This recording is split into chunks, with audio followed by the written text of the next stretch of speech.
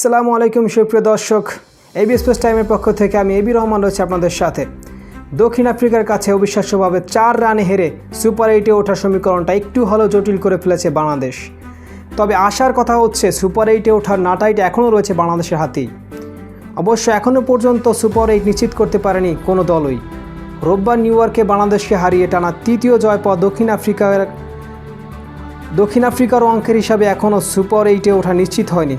তবে টানা 3 জয়ে ডি গ্রুপের শীর্ষে রয়েছে দক্ষিণ আফ্রিকা। তবে এখনও পর্যন্ত একটি বিষয় নিশ্চিত হয়েছে, সেটা হলো ওমানের সুপার 8-এর আগে বাদ পড়া। বাংলাদেশের সুপার 8-এ যেতে যা করতে হবে, চলুন দেখে আসি গ্রুপ ডি এর পয়েন্ট তালিকা।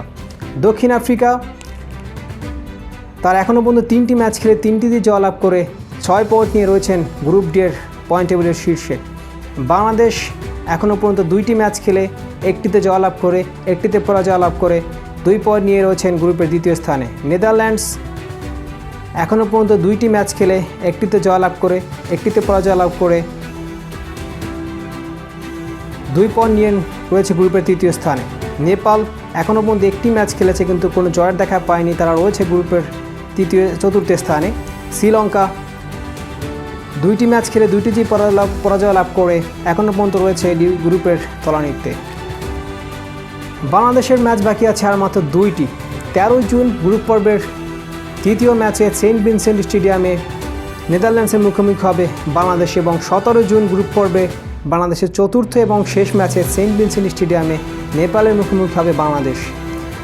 শেষ 2 ম্যাচে যদি নেদারল্যান্ডস ও নেপালকে হারাতে পারে তাহলে কোনো সমীকরণ ছাড়াই সুপার 8-এ চলে যাবে টিম বাংলাদেশ। কিন্তু যদি বাংলাদেশ শেষ 2 ম্যাচের একটিতে হার লাভ করে তাহলে তাকিয়ে থাকতে হবে গ্রুপ পর্বের ম্যাচগুলোর ফলাফলের দিকে, এবং 2 ম্যাচে যদি 2টিতে হেরে যায় বাংলাদেশ তাহলে বিশ্বকাপে গ্রুপ পর্ব থেকে বিদায় নিতে হবে টিম বাংলাদেশকে। শুভকামনা রইল টিম বাংলাদেশের জন্য। আবারও হাজির হব খেলাধুলার আপডেট সকল নিউজ নিয়ে। খেলাধুলার আপডেট নিউজ পেতে চ্যানেলটিকে সাবস্ক্রাইব এবং বেল আইকনটি চেপে পাশেই থাকুন। Abdur Rahman, AB sports time.